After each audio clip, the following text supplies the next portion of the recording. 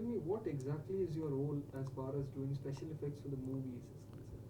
Where does your role start and where do you... Well, I function as a visual effects supervisor, which is sort of like the director of special effects for a movie, and I work directly with the director in coming up with ideas and techniques that will solve the problems of the script.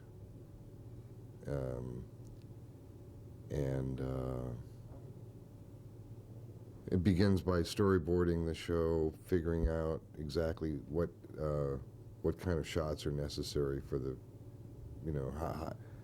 how much it costs, who to bring on as specialists to help. Oftentimes there's hundreds of people working on a show, so it's on just the visual effects aspect of a show. So it's fairly complicated to do all this, but it's fun, and that's what I wound up doing. Effects supervisor, where does it start and till what time are you responsible? My role in working with the director on a movie is as visual effects supervisor, and what I do is start at the beginning, come up with storyboards, ideas, conceive how to do the visual effects for the movie, which can be all kinds of different things, and assemble a group of people to help me do it, which may number in the hundreds depending on the project. And basically stay with it until the last shot is finished, which oftentimes is only 2 weeks away from the release.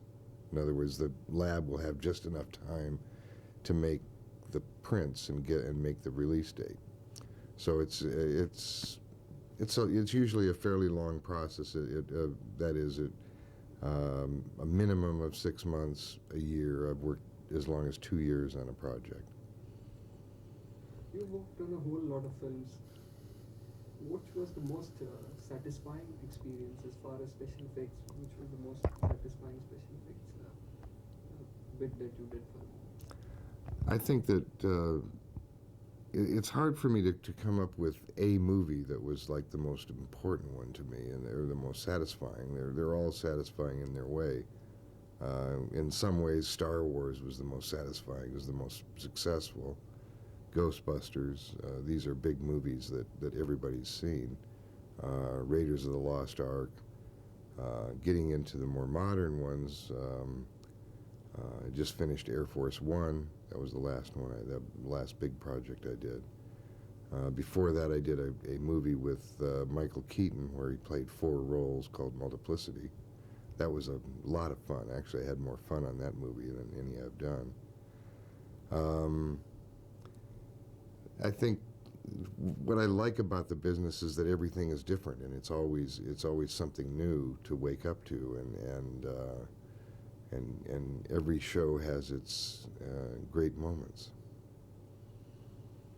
Are you asked to conceptualize sequences too, which involve special effects and stunts, or do you execute what is the director's vision? Many directors, well, let me start over. Each director is different, and some directors have a clear idea of what they want. Others have no idea what they want. Some directors are visual people. Others are actors, directors. They're into performance and things like that. So each project on that basis is much different. But for the most part, I'm there to help conceptualize and guide the director through the sort of jungle of knowledge that makes up visual effects. It's not too many directors really know that much about it, and so I'm playing the guide for them. You worked on Star Wars, Raiders of the Lost Ark. These are early visual effects films in terms of, when visual effects really came into the came into sort of focus. Right. Was it very different in those days? Were you like, the pioneers? I think that and as I will go through in my speech tomorrow night, I'm lucky enough to have gone through two Renaissance periods. In other words, Star Wars, I think, brought on a Renaissance. There were many movies that preceded Star Wars that were great accomplishments as well, but the appetite was not there in the audience until Star Wars kind of waked it up, and so it really brought on a Renaissance, and that was in 1977, 20 years ago now, until about 1992, when the digital revolution came along, and that brought on another renaissance of interest, and opened up incredible capabilities and possibilities that we could then do, and it's with the new digital technology that's available to us now, there's really no limit to what we can do.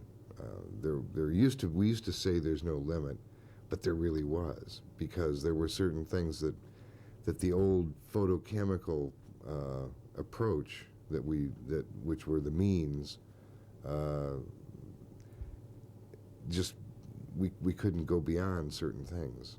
We couldn't move the camera easily. Things like that.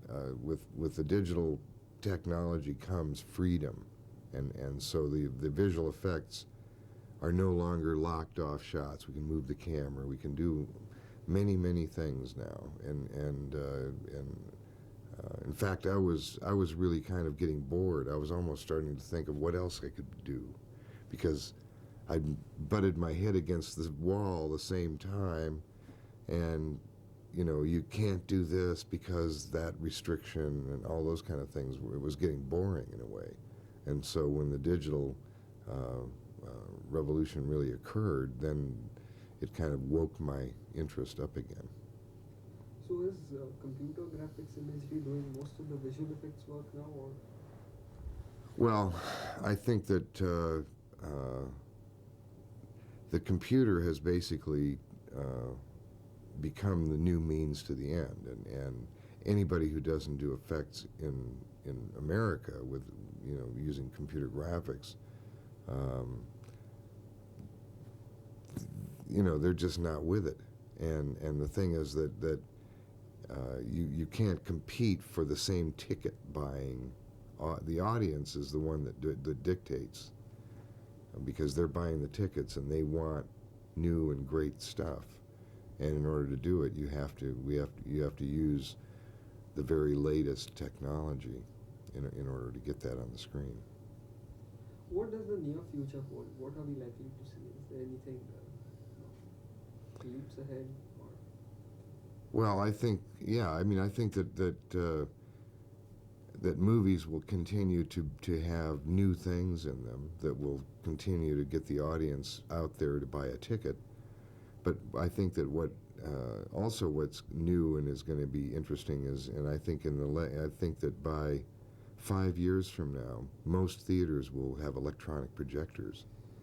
So the new cinema will be electronic, and the old greasy projectors that clatter around in the screening rooms with celluloid, the film on sprockets, as it has for 100 years now, is going to finally give way to modern technology, and so the theater and the movie-going environment itself will change, and so the theater will become a different place than it is now, as a result of the freedom of exhibition that will be brought on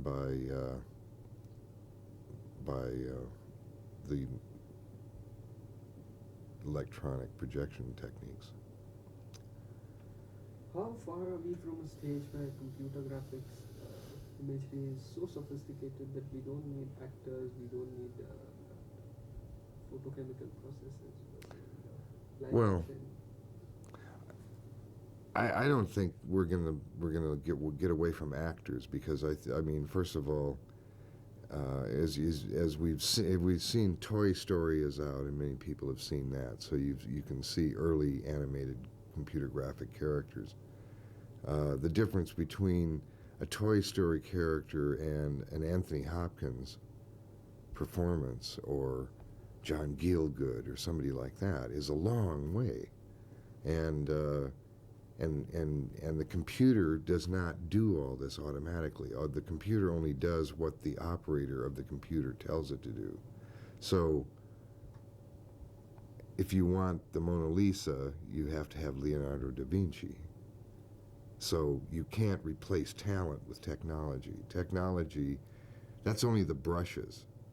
You know, it takes the artist to put the brush on the canvas and make the picture.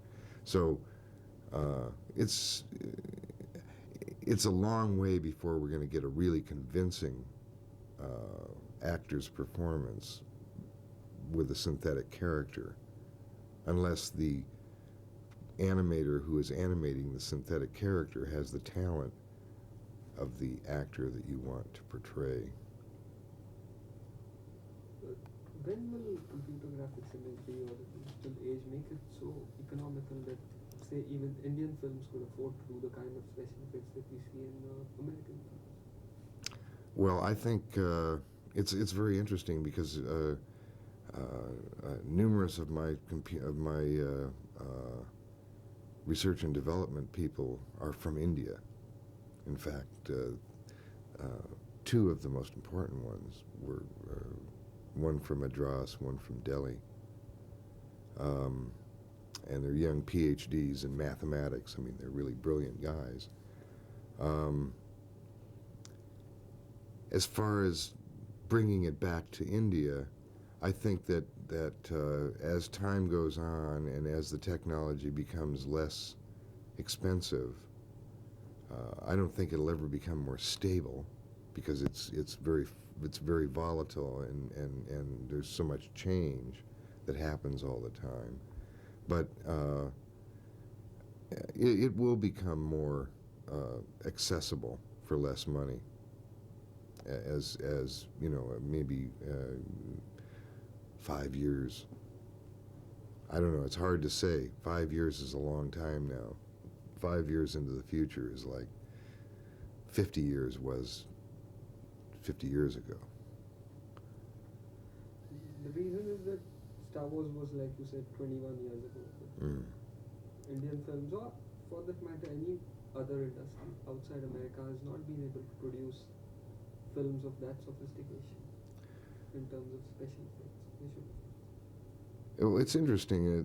I think that somehow America, being the country that pretty much invented movie making, in other words, even though the technology came from various other countries, and I think that, you know, England and France played a big part in the development of photography, but the movie really came about in New York, and then it moved out to Hollywood in the 20s. And so somehow the audience of the world looks upon the English language movie as the standard, and so somehow the American movie has become the standard in the world, and people dub the English into various languages, you know, but still the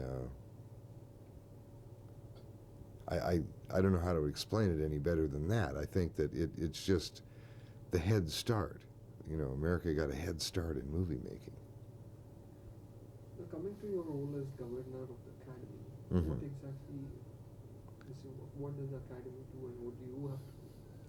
Well, the Academy of Motion Picture Arts and Sciences in America that's the Vatican or something of filmmaking, in a sense. And everyone who's a member of the Academy takes that very serious, and it has a perfect reputation. I mean, and it doesn't, I think as a standard setter, it has it has a sterling reputation in the world, and it's run by a group of governors. There are 13 branches in the Academy, visual effects being the most modern one, and the last one before visual effects was 50 years ago, was the last new branch. So visual effects has been a branch now for about 4 years, even though it's, you know, the award has been given for a long time. And the Academy has 39 members who are governors. And of the governors, let's say a minimum of 30 show up at every board meeting.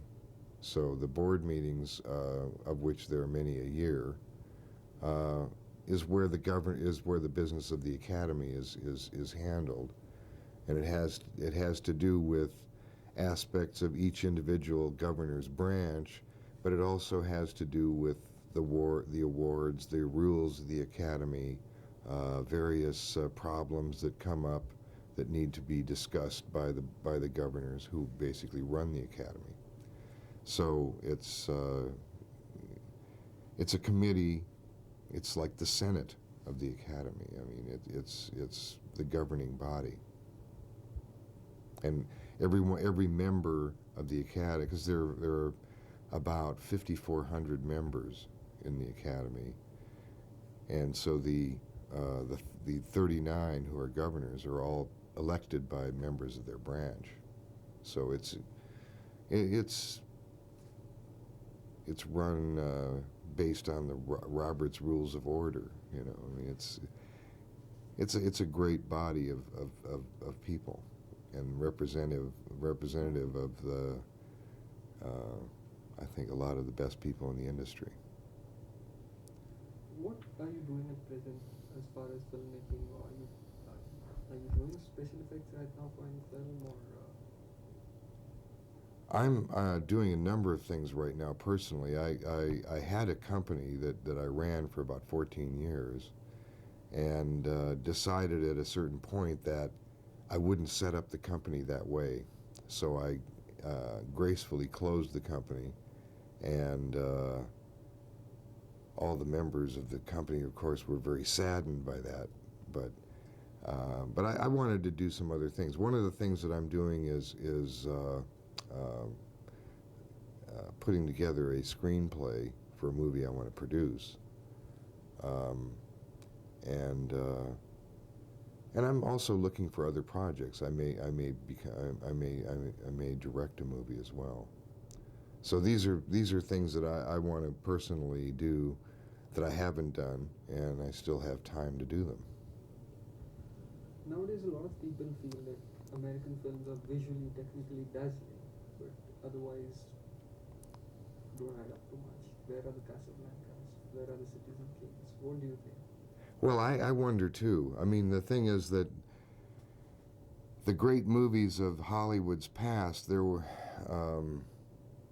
good stories and good actors, and I think there was more meat on the bone, so to speak, than there seems to be now, in a lot of ways, and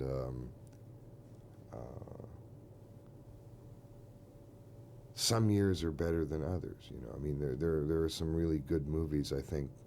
I mean, to mention a few: Shawshank Redemption, Fargo, Sling Blade. You know, low budget movies. You know, that were outstanding stories, and I think that.